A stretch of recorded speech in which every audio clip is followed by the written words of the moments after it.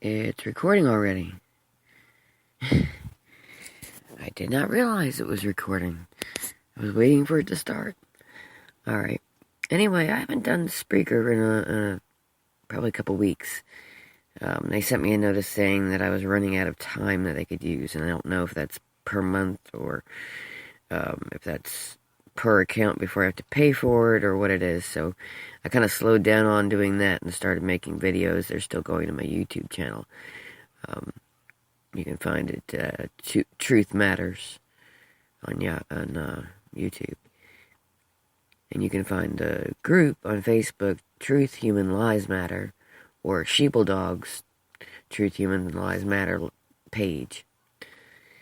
Anyway, I've been doing my family tree over the last couple months, and I found out that several of my family lines, and I'm not just talking about one of them, but several on my father's side, are Mayflower descendants and Revolutionary War heroes. And I probably have a half a dozen or more great-grandfathers who fought in the Revolutionary War, and a couple that fought in the French and Indian War. A couple of also fought in the Civil War. In any case, just on that note, there's a lot of stuff going on right now in the world, and we have managed to get Trump elected, but the neocon idiots keep playing all these games that are so visible. I mean, like, anybody who's paying attention would notice them, but then anybody who's not paying attention is falling for them. And it's like we're in a civil war of truth versus lies. So anyway, thinking about my patriot grandfathers and grandmothers, and thinking about what's going on now, I wrote a poem that I'll read to you. And the poem is called Blood of Tyrants. And it's a short poem. So here it goes. I am not part of the collective. I am no cog in your machine. The Constitution, I'll protect it from your New World Order regime. My voice you will not silence, my hands you will not chain. I will honor my forefathers, spill the blood of tyrants in their name. I told you it was short. But anyway, I took it and I found a picture of Molly Pitcher, whose real name was Mary Hayes. And I think there was probably more than one Molly Pitcher out there, to be honest with you. I'm pretty sure that a lot of the Revolutionary War field women who would go out and take care of, foods and probably some medical care and so on and so forth out there, probably also fought right along with the men. They just didn't get mentioned very much, but there are a couple of women who are mentioned as Mary Pitcher. In any case, I took a photo of a painting of Mary Pitcher and put my poem next to it. And so it's up there on the page, and I'm actually going to use it in a minute here. When I go to post this, I will take a photograph of it, and I will place it also on the post. But anyway, as I said, it's been a while since I posted, and there's been just garbage going on politically, a lot of stupid stuff. The Democrats have been trying to pull all these things like Russia hacked this, and let's recount that, and it's, Obama wrote in to the newest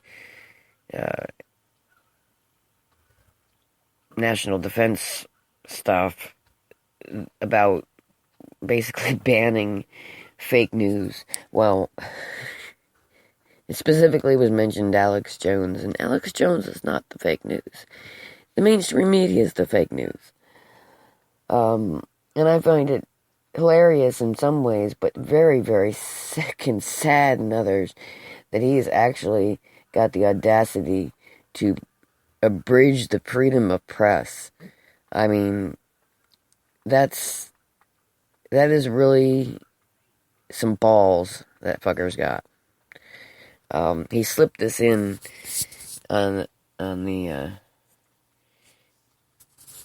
NDAA 2017, I guess it is, that they put into effect the other day, or voted on. I'm tired. It's 6 a.m. and I've been working on writing my book for the last couple hours. I try to write about 10 pages a night. Right now I'm heading for 80. Hoping to complete it, have it finished by mid-February, and maybe edited by March and published by the end of March, early April.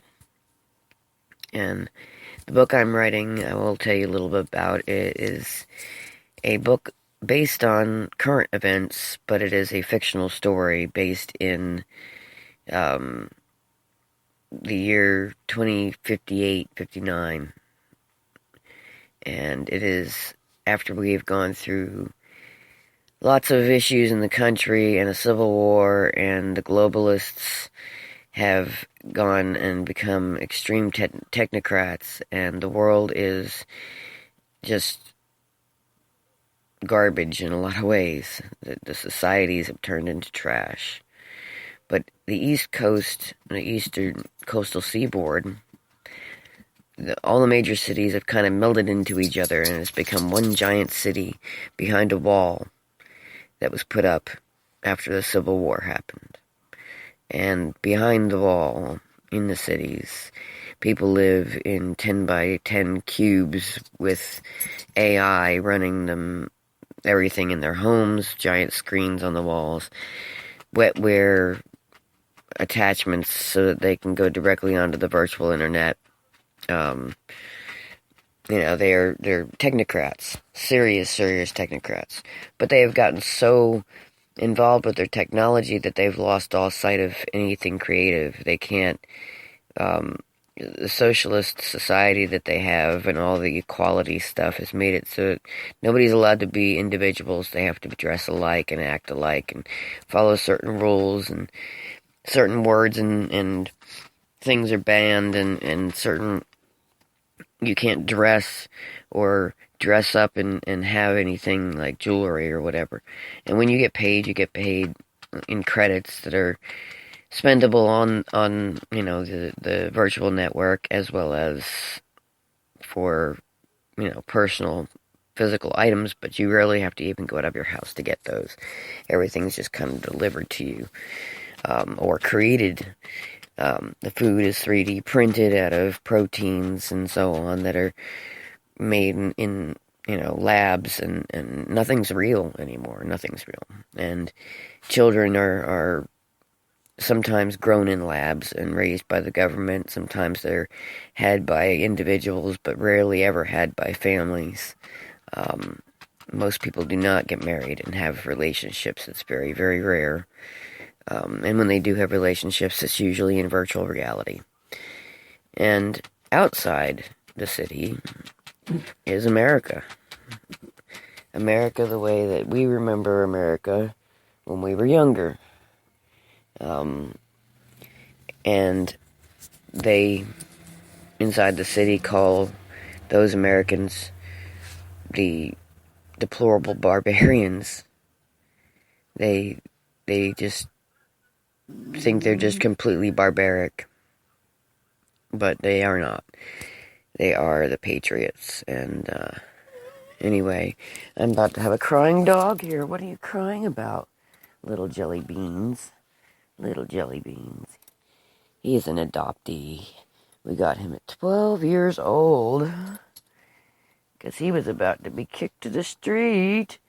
Don't know why anybody would kick him to the street. He's hairless. He's an American hairless terrier. And they were going to throw him in the woods. And I thought to myself, how horrible. And he made his way all the way from Kentucky to be down here in South Carolina to be with us. He took a long road trip. And then he's talking. He wants to talk.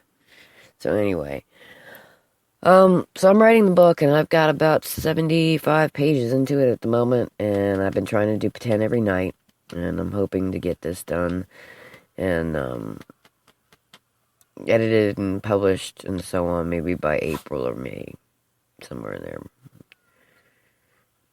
I mean, that's my hope and my wish for it. Now, this will be the first time that I've ever written a book all the way through and actually completed it. I've written several books and several book ideas, probably 200 or more book ideas, and probably sat down and started writing about 20 to 30 of the books, getting anywhere between, 15, 20 handwritten pages into it to 200 pages into a couple of them, 150 pages into one of them, and never finished the story. And there's still, stories are still floating around in my head.